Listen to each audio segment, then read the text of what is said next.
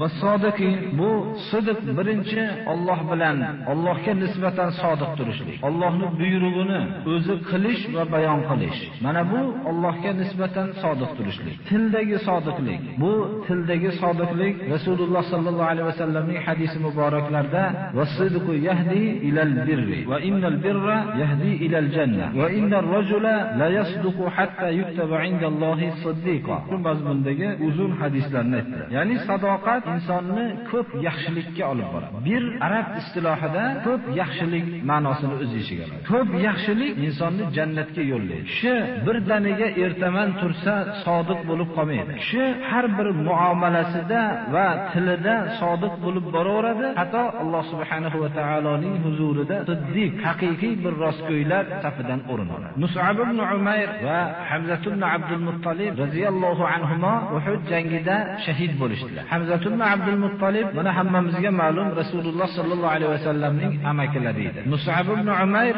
Makkaning hozirgi bir til bilan aytganimizda eng boyvachchalaridan edi. Iymon keltirishlikdan ilgari. Mus'ab ibn Umayr islomni qabul qilgan vaqtda hech kimga yedirmagan taomni yedirib turgan onasi va hech kimga kiydirmagan kiyimlarni kiydirib turgan onasi islomni qabul qilishlik bilan ozorni hammasini qila boshladi. U yaxshiliklarni berishlikdan tashqari. Mana bu Mus'ab ibn Umayr xullas umrlarining oxirlarida shunday Makkani boyvachchasi bo'lib yurgan yigit Uhud jangida Rasululloh sallallohu alayhi vasallamning bayroqlarini ko'tarib turgan zot shu kishi edilar. Shu jangda shahid bo'ldi. Dafn qilishlikda boshlarini o'ralganda oyoqlari ochilib qoldi. Ya'ni yangi bir kafanga emas birodarlar, o'zlarining ustidagi bir libos bilan kafanlangan. Oyoqlarini o'ralganda boshlari ochilib qoldi. Shunda izhir degan ko'katdan Rasululloh sallallohu alayhi vasallam olib keltirdilarda, shun bilan oyoqlarini o'rab qo'ydi. Minal mu'minina rijalun sadaqu ma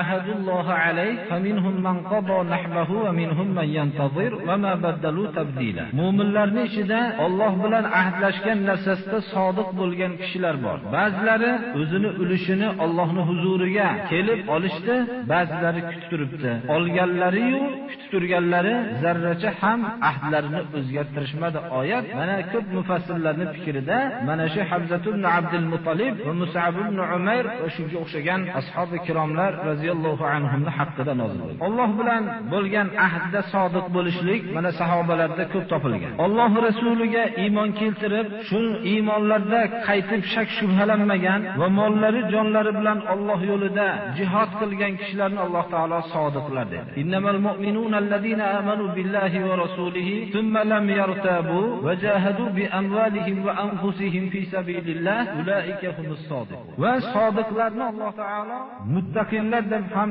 sifatladi. Ulaika allazina sadaqu va ulaika humul muttaqun. Demak, inson taqvo sifatiga Alloh bilan bo'lgan ahdida sodiq bo'lmasdan turib, tilida va muomalalarda sodiq bo'lmasdan turib, taqvo darajasiga yeta olmaydi.